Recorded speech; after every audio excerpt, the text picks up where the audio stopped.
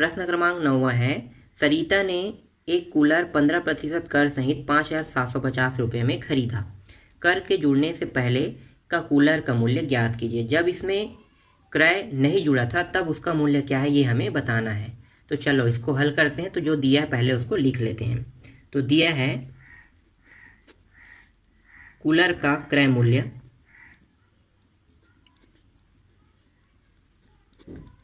बराबर 5,750 रुपये और दिया हुआ है कर कितना है 15%। ठीक है, और हमें जो सूत्र उपयोग करना है वो सूत्र है क्रय मूल्य बराबर वास्तविक प्रतिशत प्लस कर। ठीक है, तो यहाँ पे क्रय मूल्य कितना है? क्रय मूल्य है 5,750 रुपये। वास्तविक प्रतिशत क्या होता है? वास्तविक प्रतिशत हमेशा 100 होता है और इस 100 के साथ हम जो कर का जो प्रतिशत है उसको इंक्लूड करेंगे। कर का प्रतिशत कितना है? 15। आगे हल करते हैं। 5,750 बराबर इन दोनों को जोड़ेंगे तो ये हो जाएगा 115%। 5,750 बराबर, इसको लिखते कैसे हैं? इसको लिखा जाता है इस तरह से। ठीक है, 115/100, ये प्रतिशत जब हटता है तो नीचे में 100 आ जाता है। ठीक, तो इस तरह से इसे लिखा जाता है। अब क्या करेंगे? अब इसे हल करेंगे। तो नीचे का जो मान है वो तिरिया गुणा होकर ऊपर हो जाएगा और ऊपर में जो मान है वो इस साइड जब आएगा तो कहाँ पे आएगा? इसको भाग करेगा। कैसे होगा? देखो यहाँ पे 5,750 ये चला जाएगा ऊपर में, गुणा कर दिया 100 को। ठीक है, और ये कहाँ पे आ गया? नीचे में 115। अब इसे भाग दे दो तो देखो 5 से ये भी कटा है, ये भी 5 से कट रहा है, तो ये 5 दूनी और 5 तिया, फिर 5 दूनी 5 शून्यम कट गया। 23 से कम, ये 23 के पाड़े से कट रहा है कि नहीं, काट के देखते हैं। 23 से कम 23 दूनी और ये हो गया 11/5, 11 शेष बचा है 5, कितना हो गया? 115। तो 23 पंचे, ठीक है, 23 पंचे 115 होता है, तो ये आ गया 23 पंचे और 23 शून्यम, तो ये कट गया 23 से 250 बार में कट गया।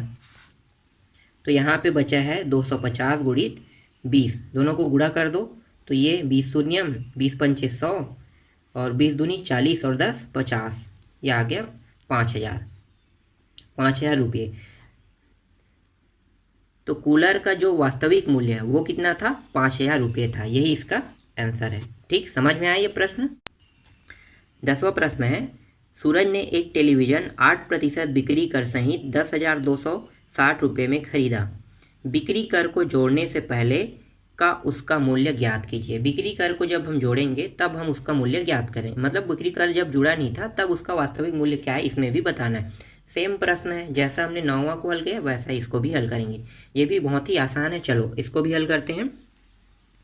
तो पहले जो दिया उसको लिख लेते हैं। तो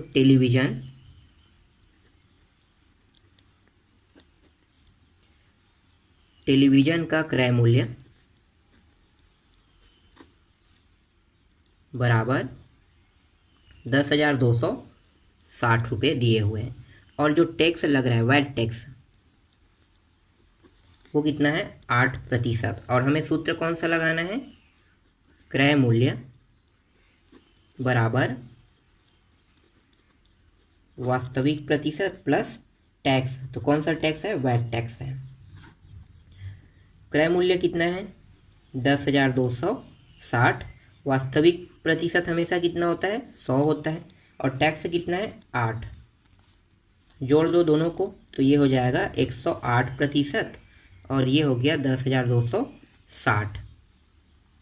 10,260 बराबर 108 और नीचे में क्या आ जाएगा?